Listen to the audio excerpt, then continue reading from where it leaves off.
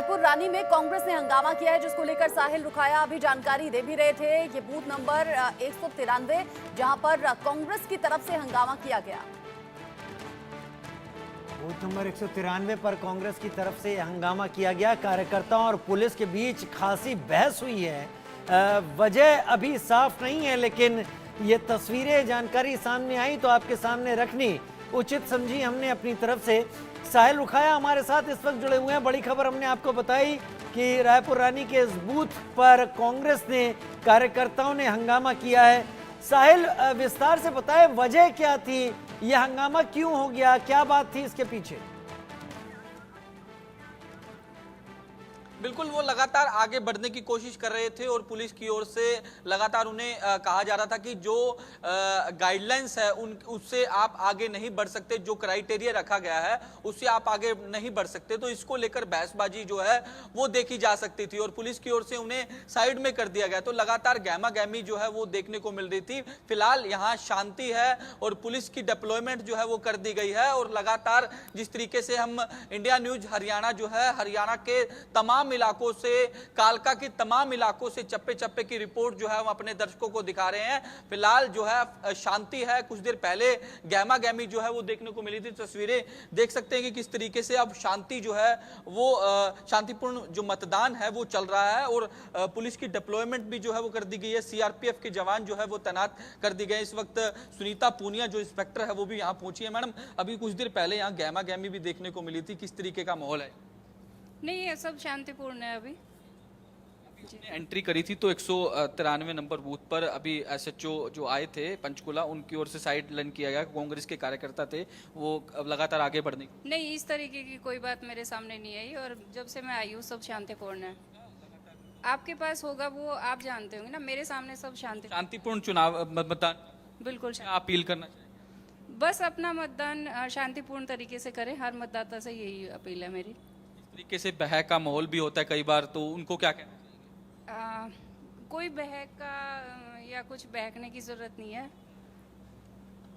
तो बिल्कुल इंस्पेक्टर सुनीता पूनिया जो है किसी प्रकार शांतिपूर्ण तरीके से और निष्पक्ष तरीके से मतदान कराना है, ये अधिकारियों की बड़ी जिम्मेदारी भी है। रायपुर रानी में कांग्रेस की तरफ से हंगामा किया गया, लेकिन अब सब कुछ शांतिपूर्ण है और यहाँ शांतिपूर्ण तरीके से ही मतदान चल रहा है। महेंद्र माही, साथी मेहंदी गर्ग, पिंकी, साहिल रुखाया, आप सभी हमारे साथ में रहिएगा। कुछ खास मेहमान भी हमारे साथ में जुड़े हुए हैं, उनका रुख कर लेते हैं, एक एक करके उनका भी रिएक्शन ले लेते हैं। आज चुनाव का दिन है और आज बड़ा दिन है। सभी अपने फेवर में माहौल बनाने की कोशिश चुनाव प्रचार के दौरान कर चुके हैं, लेकिन अभी बीजेपी की तरफ से एसएन सिंह जी हैं, प्रियंका गुप्ता कांग्रेस की तरफ से हैं, सुनीता मुखर्जी राजनीतिक विश्लेषक के तौर पर और Alok Mehta sir editorial director ITV group हमारे साथ में जुड़े हुए हैं। सबसे पहले एसएन सिंह जी, कितना कॉन्फिडेंस है आज होने वाली वोटिंग को लेकर? एंटी इनकम्बेंसी कहीं बाधा तो नहीं बन रही? नहीं, देखिए अभी इंडिया न्यूज के दर्शक जो है आपके चैनल के माध्यम से ही देखे कि आपके रिपोर्टर अगर किसी से भी पूछ रहे थे तो उन्होंने कहा हमको विकास को वोट करना है, भारतीय जनता पार्टी को वोट करना है। क्योंकि जितने आज तक रिपोर्टर गए या जिससे भी आप पूछेंगे, कांग्रेस भी केवल ये कहेगी एंटी इनकम्बेंसी है, क्योंकि उसके पास कोई मुद्दा तो है नहीं। भाई कांग्रेस की सरकार होती थी जो पर्ची और खर्ची से चलती थी, जहां भ्रष्टाचार होते थे, जहां महिलाओं पर अत्याचार होते थे, जहां दलितों पर अत्याचार होते थे। 10 साल की सरकार भारतीय जनता पार्टी की हरियाणा में रही। आप बताइए कोई अत्याचार हुआ? नहीं होगा, क्योंकि हम बुनियादी ढांचे में विकास किए। हमने बिजली, पानी, सड़क सुरक्षा, शिक्षा, स्वास्थ्य के मानकों को पूरा किया। और जब कांग्रेस के झूठे लोग जाते हैं और कहते हैं किसान नाराज है, तो किसान पूछते हैं भैया कौन से किसान? आप तो कर्नाटक में आपकी सरकार है, वहां 1200 किसान खुदकुशी कर लिए। तो जब उनकी झूठ की पोटली खुल जाती है तो वहां से भाग खड़े होते हैं। भाई हरियाणा से सटे हिमाचल है, हिमाचल में कांग्रेस की सरकार है, कांग्रेस ने बड़े झूठ बोले कि हमें 3000 रुपया देंगे, हम इस पे सब्सिडी देंगे। कुछ नहीं दिए। आज वहां तनख्वाह देने के लिए पैसे नहीं है। 8500 रुपए का झूठा वादा किए मेन चुनाव में लोकसभा के, वो भी नहीं दिए। तो जनता ये जानती है कि जो कांग्रेस की सरकार मतलब आपको लगता है कि आज जो वोटर निकल रहा है उसके दिमाग में ये मुद्दे हैं जब वो ईवीएम का बटन दबा रहा है? मैं शुभकामनाएं देता हूं जो आपके दिमाग में मुद्दे हैं और ऐसे ही कुछ मुद्दे जरूर कांग्रेस के प्रवक्ता हमारे साथ लेके बैठे होंगे, लेकिन मैं चलना चाहता हूं अभी अपनी संवाददाता मेहंदी गर्ग का रुख करूंगा। रोहतक मौजूद है और कहा जाता था जब भूपेंद्र हुड्डा वहां से जीतते थे और उनकी सरकार होती थी, मुख्यमंत्री थे, कि हरियाणा में तो रोहतक की चौधर चलने वाली है। मेहंदी, क्या इस बार भी रोहतक में यही बातें कही जा रही हैं कि रोहतक की ही चौधर चलेगी?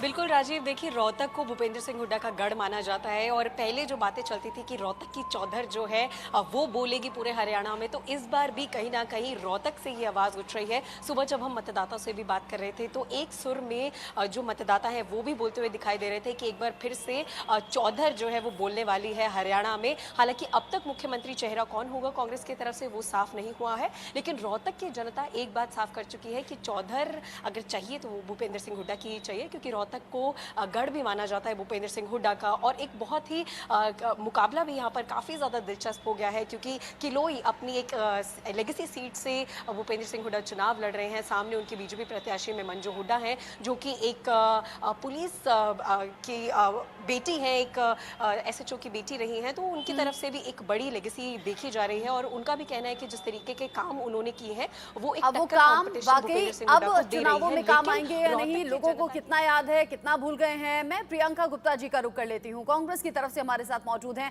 हालांकि बीजेपी ने जो सवाल किए, SN सिंह जी ने जो सवाल किए, उनका जवाब भी आप देना चाहती होंगी, लेकिन साथ ही साथ मुझे बताइए कि कितना कॉन्फिडेंस है कि हरियाणा की जनता आज कांग्रेस के साथ जाने वाली है? उस पर लोगों का उत्साह देख रही हूँ, जो हरियाणा की जनता में उत्साह देख रही हूँ, उसके लिए मुझे लगता है कि ये बदलाव का उत्साह है। और सबसे बड़ी चीज है कि हरियाणा का जो पहलवान है, हरियाणा का किसान है और हरियाणा का जो युवा, वो आज वोट करने जा रहा है। अपने खिलाफ हुए अत्याचार और अपने खिलाफ हुई हिंसा और अपने खिलाफ हुए जितने भी वादे थे वो सारे झूठे थे, उसके खिलाफ वोट करने जा रहा है। आज जनता के अंदर 10 साल इंतजार करने के बाद, भारतीय जनता पार्टी की डबल इंजन की सरकार होने के बावजूद भी आज युवा नौकरी को तरस रहा। और पहलवानों के साथ जो हुआ वो पूरे देश ने देखा। और उसके साथ में महंगाई जो चरम पर रही, किसानों के साथ क्या क्या किया, वो भी आप समझ सकते हैं कि कितना भयावह तस्वीर थी। 700 किसानों की शहादत और वो कीले और वो आंसू गैस के गोले, वो सब याद होंगे। और मुझे लगता है कि आज वोट के जरिए जो किसान है और जो पहलवान है और जो वहां के जो युवा है, वो सारे लोग वोट करने जा रहे हैं। युवाओं को क्या मिला? अग्निवीर जैसी योजनाएं जिसमें युवाओं का कोई भविष्य नहीं। और हकीकत यह है कि अग्निवीर जैसी योजनाओं पर लगातार बैक फुट पर रही भारतीय जनता पार्टी आज भी असमर्थ है ये कहने में कि हम उस स्कीम को वापस ले रहे हैं। पूरे देश में उसके खिलाफ जो है विद्रोह पैदा हुआ, परंतु फिर भी भारतीय जनता पार्टी किसके सपोर्ट में ये स्कीम चला रही है पता नहीं। जिस तरह से 8 साल के कार्यकाल के बाद मुख्यमंत्री का चेहरा बदलना पड़ा, उससे साफ जाहिर हो रहा है कि भारतीय जनता पार्टी कितनी असहज थी अपने 8 साल के कार्यकाल को लेकर। मैं पूरे दावे के साथ कह सकती हूं कि इस बार जनता ने मन बना लिया है कि वो अपने मुद्दों पर वोट और मैं करेगी। आपके दावे पर आपको शुभकामनाएं दे सकता हूं, क्योंकि ये शुभकामनाएं मैं छीनना नहीं चाहूंगा। उम्मीद से सारी पार्टियां लगी हुई हैं, 8 तारीख को परिणाम सामने आएंगे।